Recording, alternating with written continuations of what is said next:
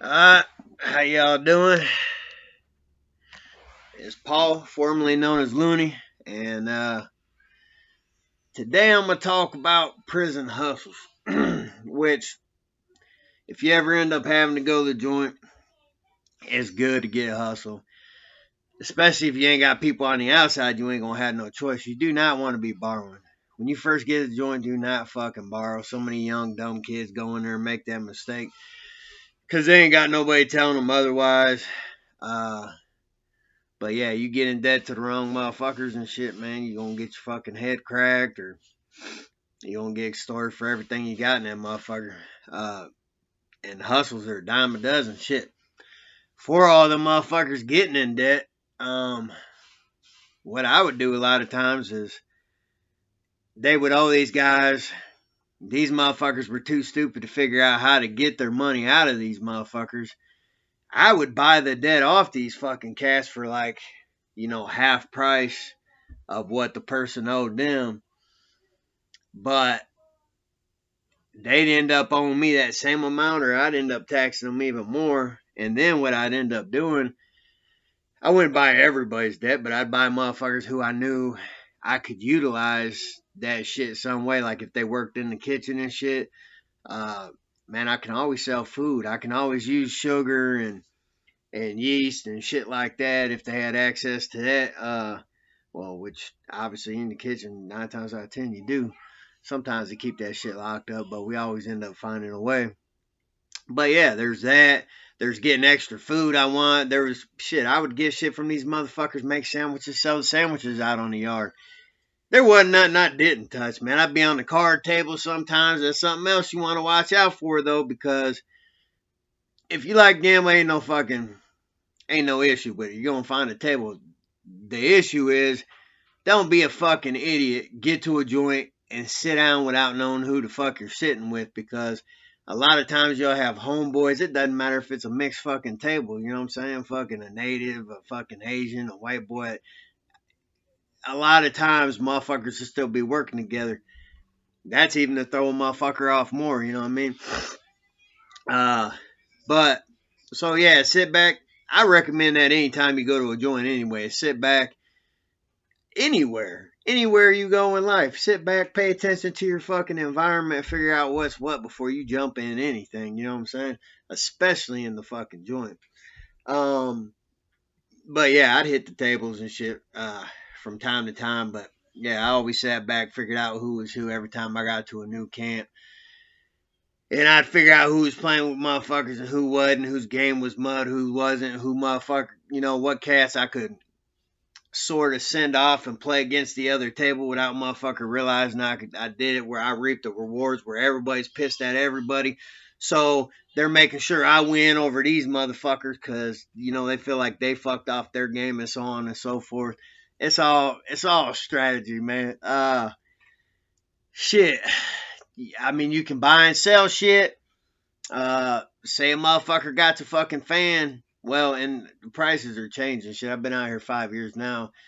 But say a motherfucker got a fan, they paid 40, $50 or whatever, they tax the fuck out of you. That's for a little tiny ass fan. Uh, Maybe even more than that sometimes, depending on where you're at. But, say a motherfucker got say he's getting ready to go home, uh, or he's going to another camp that he knows has fucking air and shit, but you need the fan in this camp that don't. Whatever may be the fucking case. Even if you don't need it, like I said, buy and flip. So you buy that motherfucker for as cheap as you can, like fucking say they're selling it for $5, $10, something like that.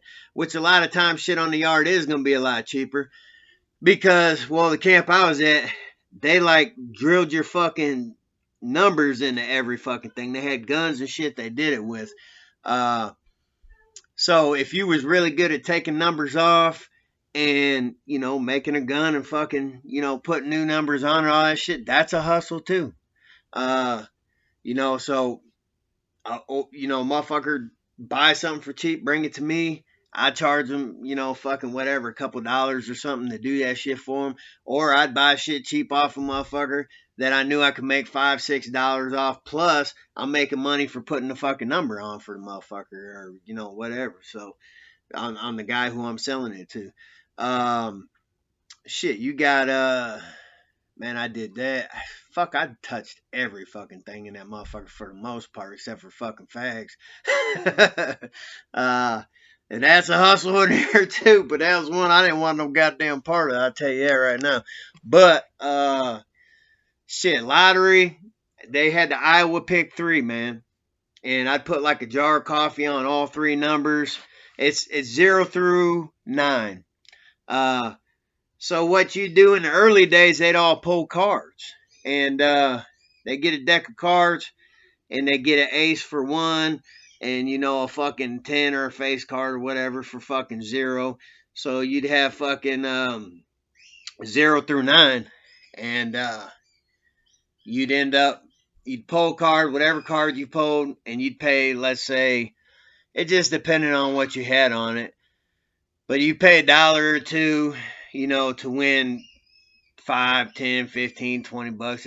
It's whatever. So, and then they'd have a 1 in 10 chance of hitting, or a lot of them would buy 2 numbers at a time. Then they'd have a 2 in 10 chance of hitting. You just figure it out to make sure you was still coming out ahead if you did do it. Well, the good thing was, is there's a ton of people in this motherfucker, and there's a lot of lifers and shit like that. So there's a lot of people running these fucking hustles. So the good thing is, fuck, you could go around and mostly get them in on your shit, and then you tell them I'll play your shit, tomorrow or whatever, and then they'd always play your shit. Well, they'd get addicted to playing your shit. I'd be smart and I'd play their stuff too, but I'd play their cheaper ones. Like back in the early days, they had pop tickets, and so every now and then you'd run some shit for 1 ticket because you get 10 people in. That ends up being fucking, I'm trying to remember what the hell, a ticket I think was like, let's say 50 cents or fucking something like that. So that ended up being fucking, $5. And, you know what I'm saying? So you're paying 50 cents to win $5. You know what I mean? It ain't a lot, but it's something. And it'd be items. It'd be commissary items. It'd be shit motherfuckers need. Bags of coffee, jars of Folgers. In the early days, pouches of tobacco, cans of tobacco, shit like that. But like I was saying, I would go get these motherfuckers in on my shit. I'd get them in on my, all these guys that were running their own shit. I'd get them in on my 3 and 4 ticket ones, that were 3, 4 tickets a piece. I'd get in on their 1 or 2 ticket ones. And that's how I was always coming out ahead. That's how I'd sell half of my fucking numbers. Now, with them, I'm giving back, so I would try to keep them out as much as I could. I'd go around to the rest of the camp and get as many regular motherfuckers in who wouldn't expect me to play their shit down the road. Although I'd always throw that out there. I'd be like, man, you run a store. I'll send people to your store. You get something going.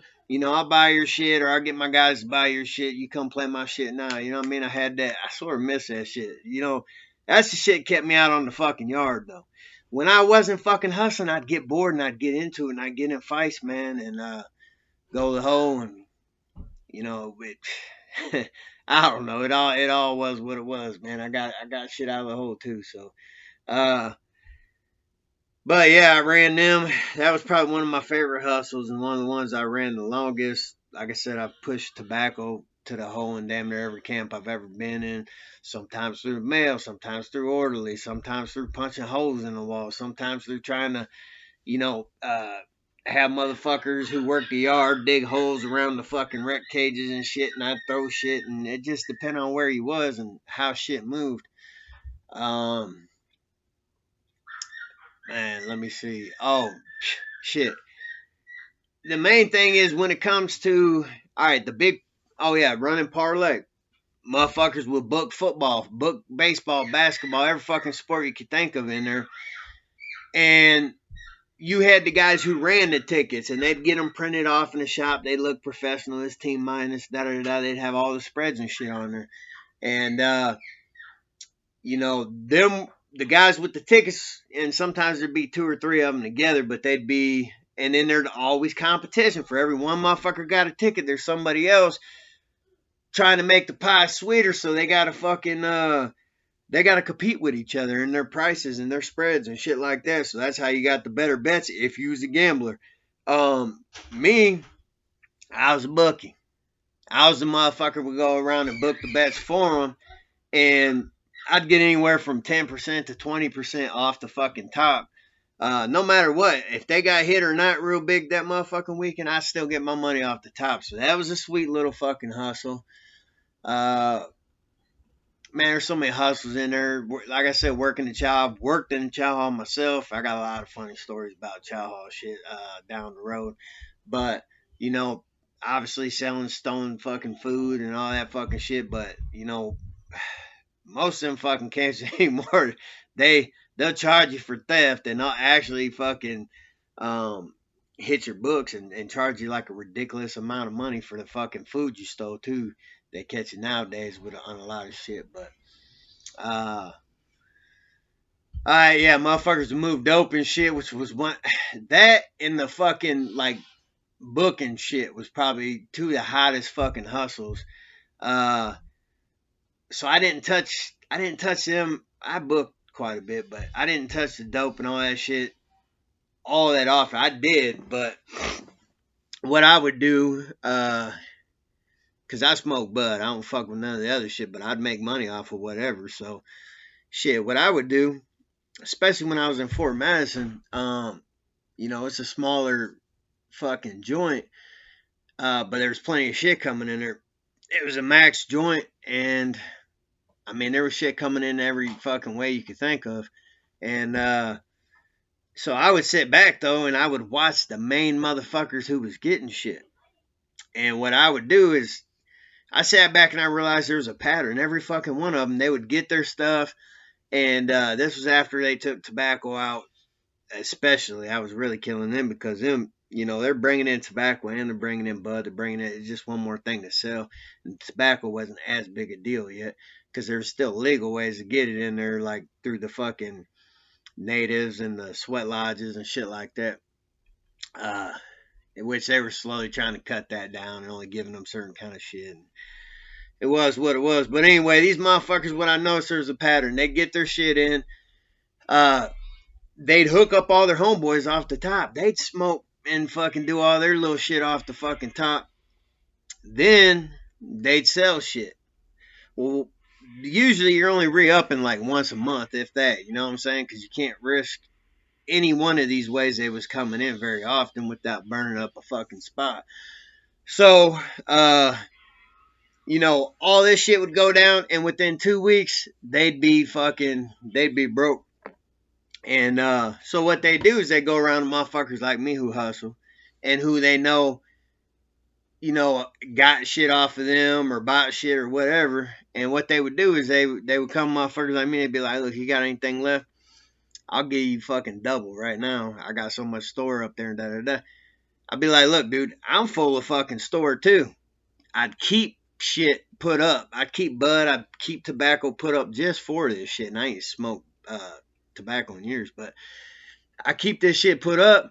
So when they come to me, I'll be like, nah, man, I don't, I got plenty of store and shit too and yard shit too and not enough fucking receipts to cover it. I had to spread that shit around the homeboys. That's something else. If you don't have money in that motherfucker, they do check receipts and shit now. Hand the shit off to your dudes who have money, who get money all the time, who can account for this shit. You know what I mean? It's a good thing to do out here sometimes too, you get in that jam.